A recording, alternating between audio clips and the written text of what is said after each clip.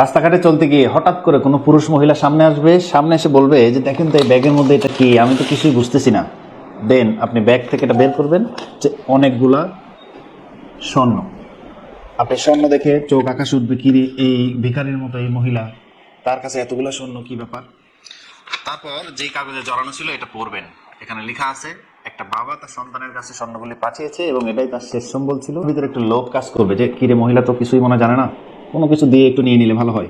চিঠি পরে বুঝছেন এখানে 10 ভরি স্বর্ণ, চেহারা দেখলে বোঝা যাচ্ছে পরিষ্কার এটা একদম 22 ক্যারেট।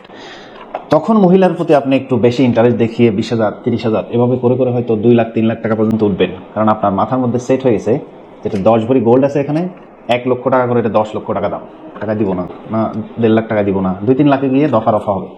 আপনি নিয়ে তো চরম খুশি, কাজ হয়েছে, একটা 10 ভরি স্বর্ণ আজকে পেয়ে গেছি আমি মাত্র 3 লাখ টাকায়।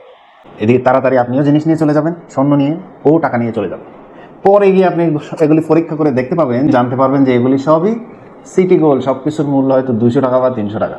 আপনাকে লোভে ফেলে সে প্রতারণা করে চলে গেছে। সুতরাং ভিডিওটি শেয়ার করে অন্য সবাইকে সচেতন করতে পারেন।